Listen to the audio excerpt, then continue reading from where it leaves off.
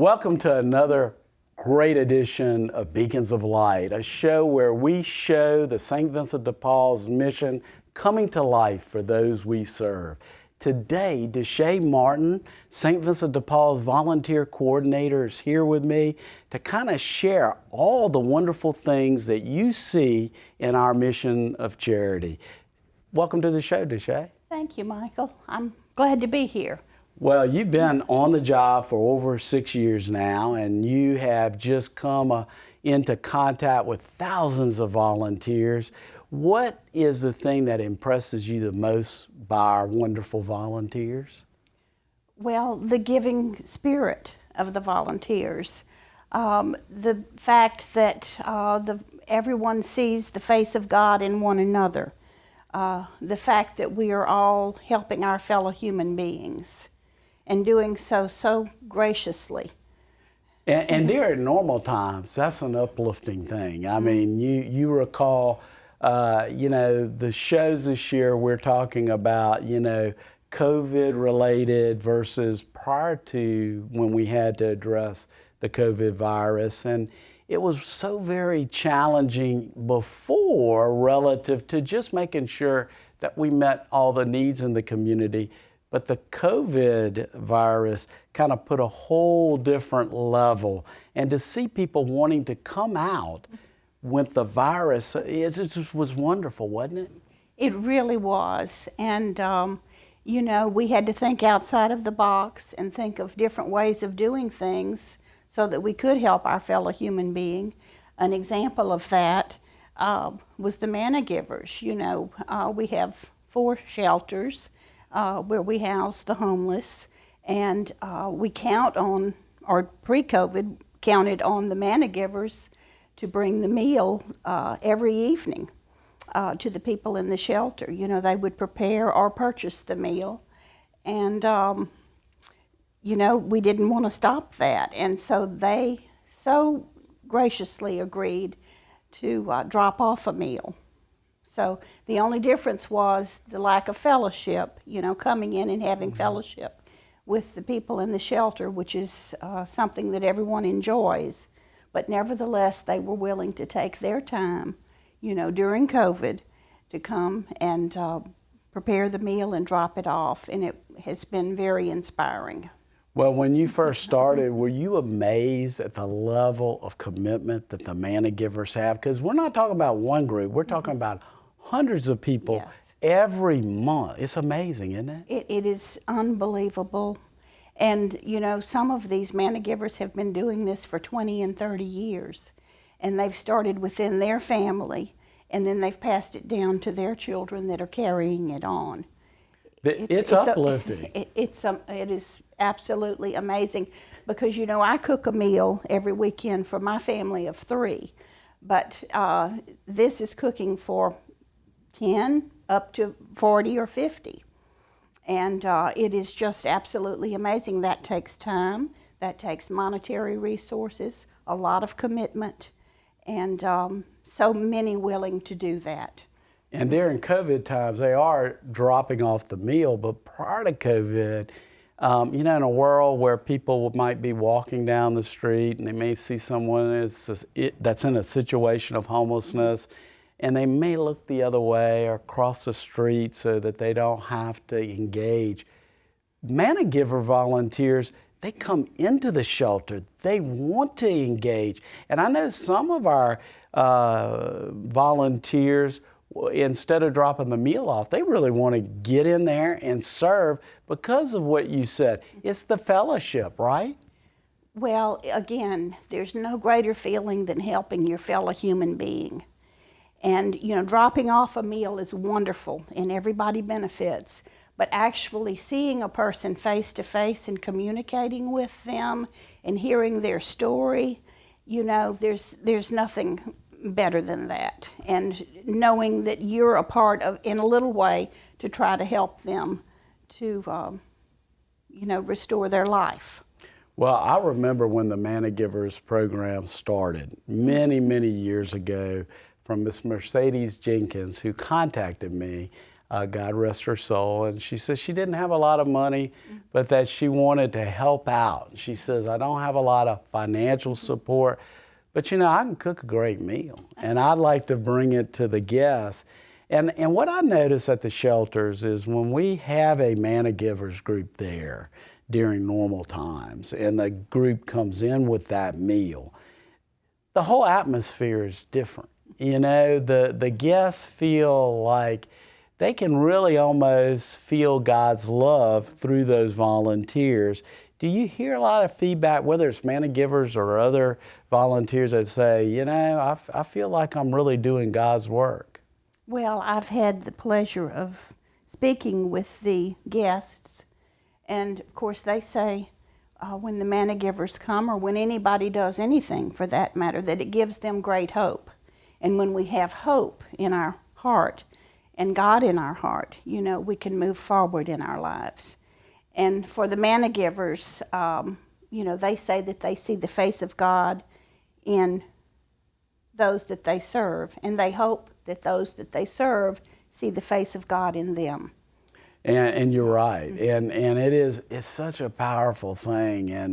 And what's amazing is we have young people that do this, like you said, raising families, and we also have grandparents, a lot of older citizens that are doing that. It's eye-opening, isn't it? Yes. Sometimes it's an individual, rarely. Most often it's a group of people. And for instance, some of our churches have ministries within the church, and that's what it is to be a Manna Giver. They may have 50 people that are signed up for that ministry, and 5 will do it maybe 1 month and another 5 the next month.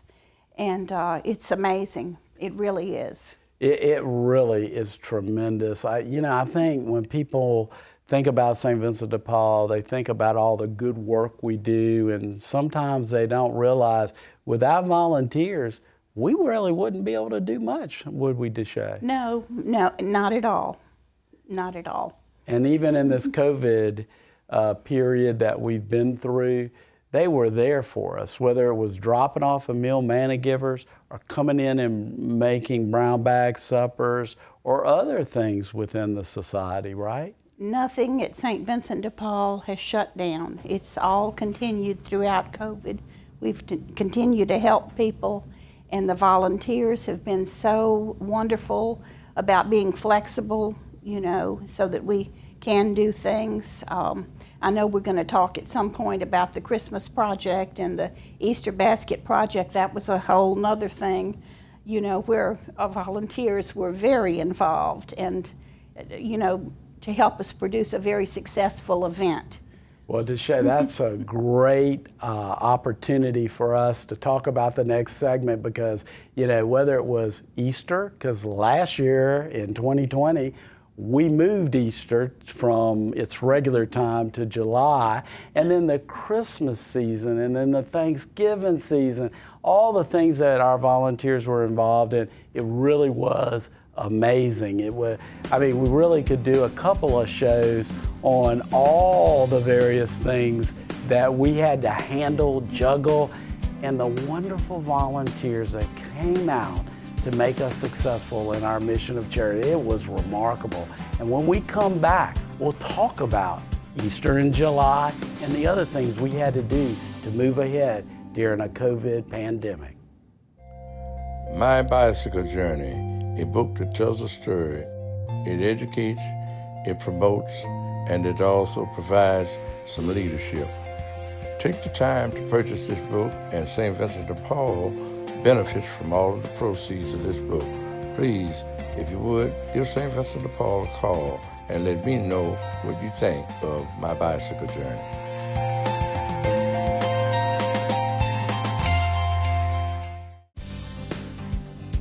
Have you ever heard of Easter in July? Well, 2020, you're right.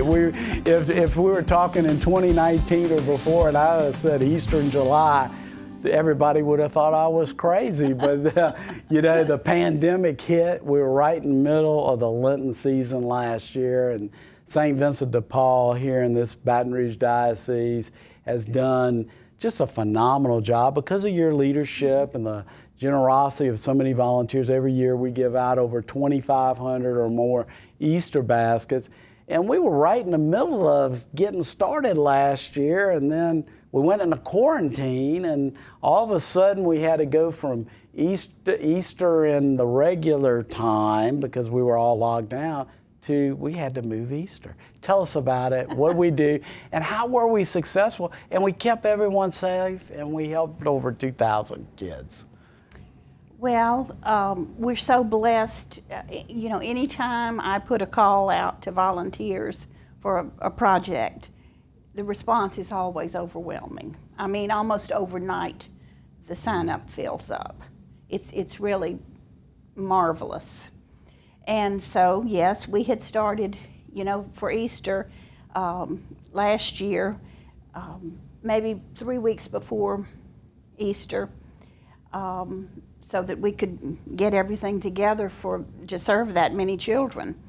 And I remember getting the call from you. We were working away over at the Bon Carré Technology Center, and we said we had to shut it down that day. Yeah. So we did, and they were so gracious to let us leave everything there. God bless for them. months. Yep. And that's what we did. We left everything there, and occasionally I would go back and check, you know, and receive maybe some donations and that sort of thing. But we didn't really get started again until June, because we planned that we were not going to let this ruin Easter for all of those children that were expecting something, you know, for Easter. And so we started again in June. Again, volunteers were so willing to come forward, albeit we had fewer volunteers, you know, because by this time we knew about the social distancing and the wearing of the mask and all of that. So we had fewer volunteers, but nevertheless finished beautifully.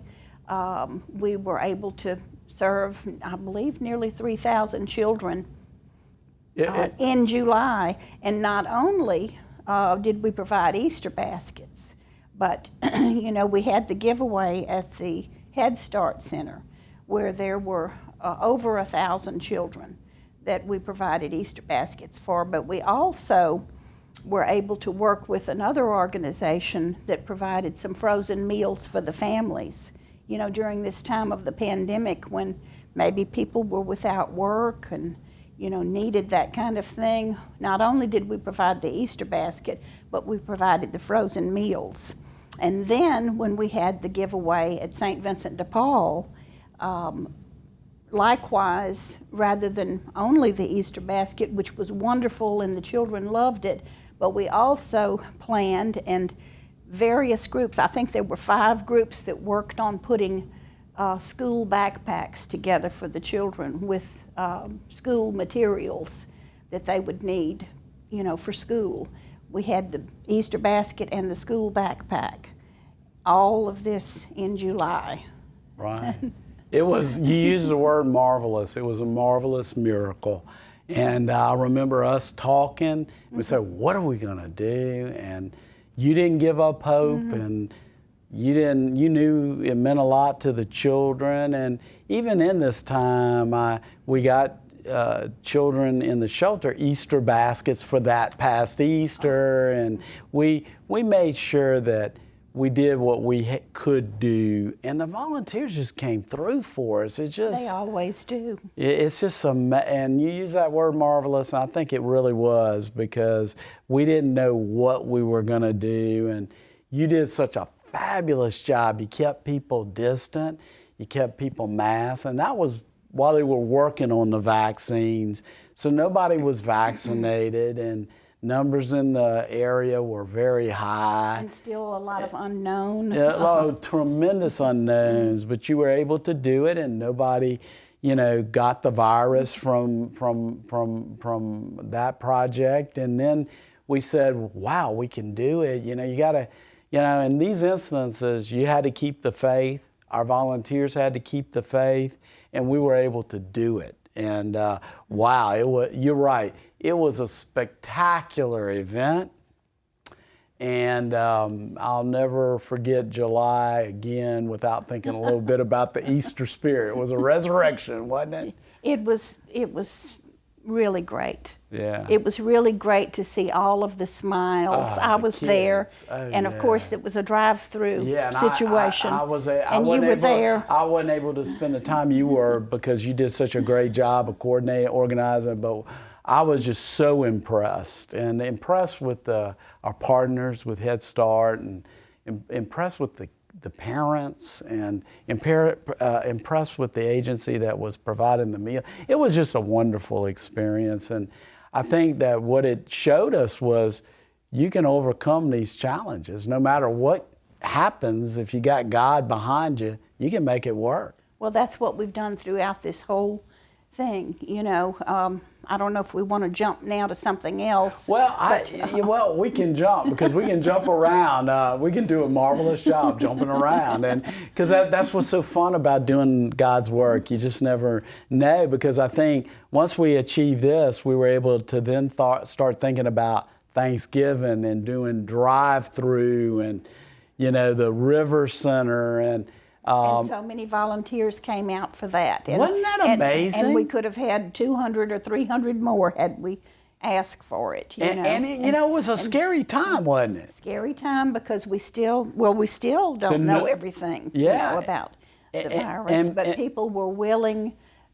People miss that good feeling that you get from helping your fellow man. Right. Thanksgiving 2020, going back all that time, I was in quarantine, so I could not be on site. But there's nothing against the law that says you can't drive. And I did not have the virus, never got the virus, but somebody in my household did. And so I played it safe as I was supposed to. But when I drove through the River Center and I saw all those volunteers, we did it under the garage, and it was in an open air space. I was amazed at how many that came out. We had a much smaller number at the dining room, because the St. Vincent de Paul dining room, where we serve 200,000 meals a year, we we did it from inside. But it was remarkable, wasn't it, Desha? It really was so well planned, so well executed. The volunteers were delighted. Denise and her staff did a marvelous job, as they always do. It was great. Yeah. And I watched it on television, and one of the things that touched me was seeing the gentleman coming up in a wheelchair. He was in the procession, if you will, to drive through and get the meal. And wasn't that something? It was something. Thousands of lives served in the course of that weekend. It was just remarkable.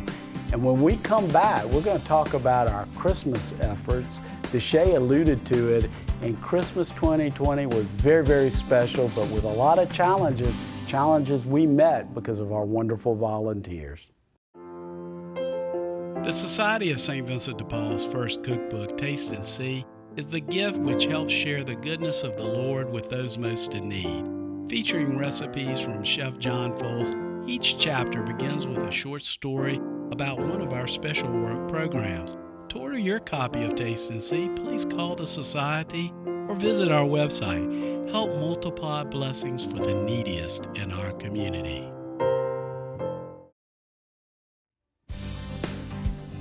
Christmas. The Christmas spirit is alive and well at the St. Vincent de Paul Society every day of the year.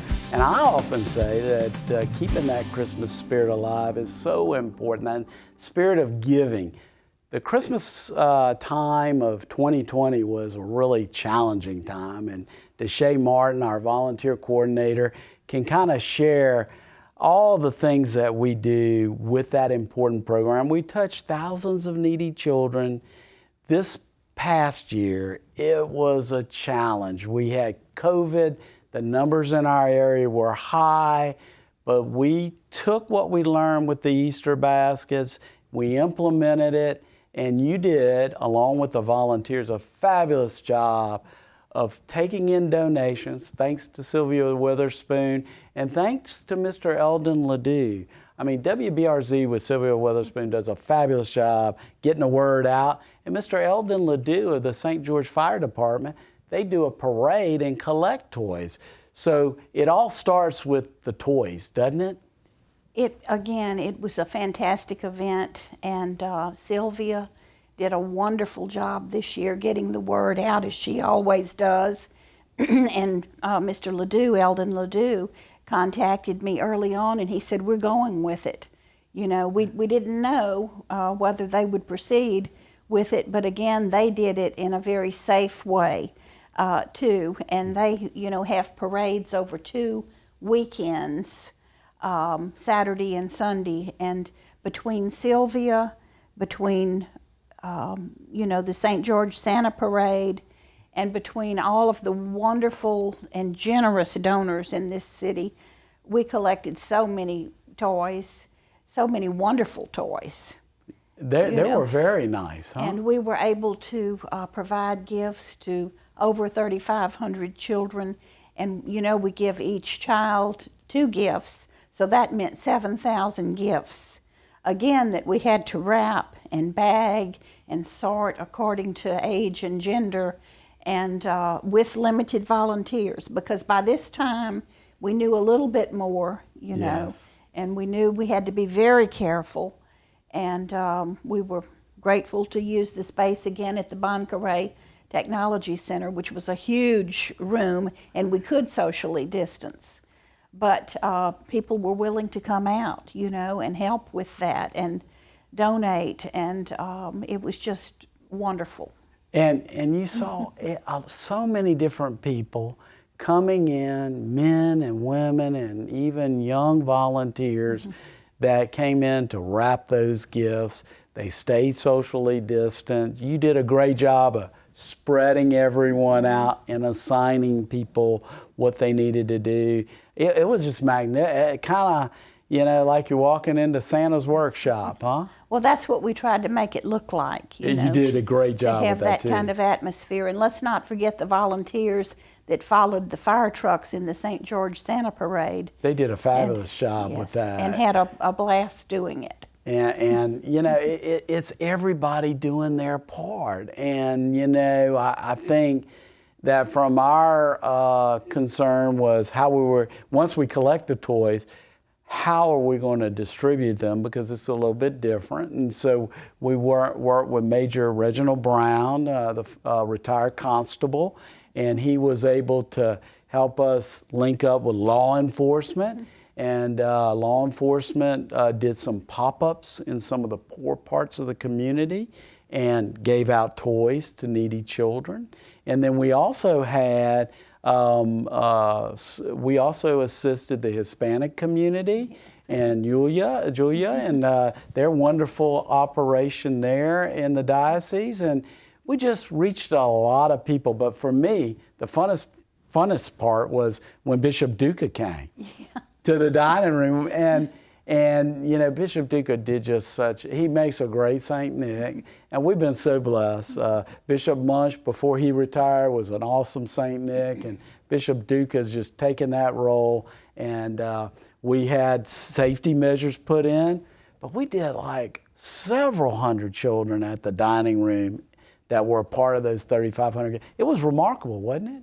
It was absolutely remarkable, and again, the satisfaction is seeing it all come to fruition, you know, and see the smiles on the children's faces and the parents and the caregivers, because maybe they were not able to provide a gift for their child, you know.